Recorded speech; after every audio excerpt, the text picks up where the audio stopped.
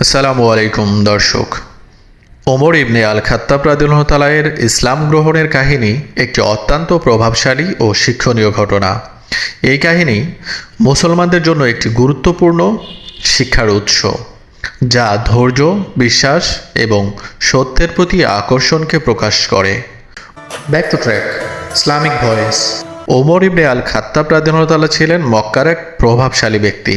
তিনি শক্তিশালী, সাহসী এবং প্রভাবশালী নেতা ছিলেন।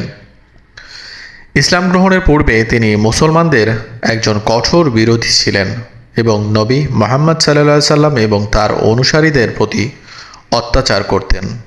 ওমর রাদিয়াল্লাহু তাআলা একসময় মুসলিমদের প্রতি এতটাই শত্রুতাপূর্ণ ছিলেন যে তিনি সিদ্ধান্ত নেন নবী মুহাম্মদ সাল্লাল্লাহু আলাইহি সাল্লামকে হত্যা করবেন। একদিন তিনি এই সিদ্ধান্ত নিয়ে রওনা হন।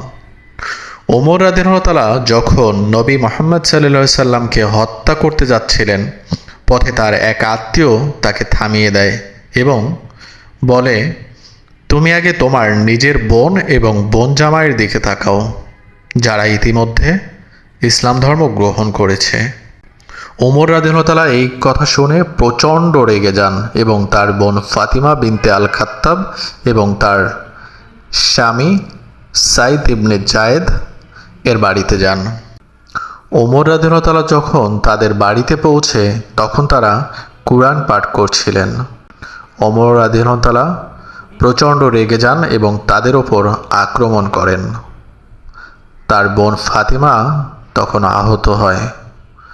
আহত হওয়ার পরও সাহসের সাথে ওমর রাদিয়াল্লাহু তাআলার সামনে কোরআনের আয়াত পাঠ করতে থাকেন।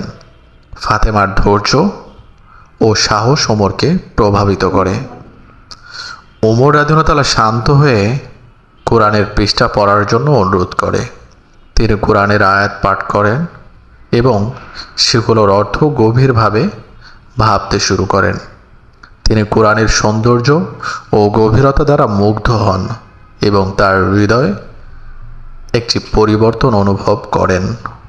ওমর রাদিয়াল্লাহু তাআলা অবশেষে নবী মুহাম্মদ সাল্লাল্লাহু আলাইহি সাল্লামের কাছে যান এবং ইসলাম গ্রহণের ইচ্ছা পোষণ করেন।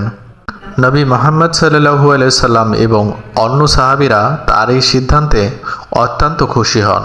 পরবর্তীতে ওমর রাদিয়াল্লাহু তাআলা ইসলামের দ্বিতীয় খলিফা হিসাবে নিযুক্ত হন এবং ইসলামের প্রসার এবং শাসনে গুরুত্বপূর্ণ ভূমিকা পালন করেন। প্রিয় দর্শক, ওমর ইবনে আল খাত্তাব রাদিয়াল্লাহু তাআলা এর ইসলাম গ্রহণের এই কাহিনী আমাদের শেখায় যে আল্লাহ যখন কারোর হৃদয় পরিবর্তন করার সিদ্ধান্ত নেন তখন তাকে কেউ বাধা দিতে পারে না। এই কাহিনী আমাদের ধৈর্য, বিশ্বাস এবং আল্লাহর প্রতি সম্পূর্ণ আত্মসমর্পণের গুরুত্ব বোঝায়। ধন্যবাদ। আসসালামু আলাইকুম।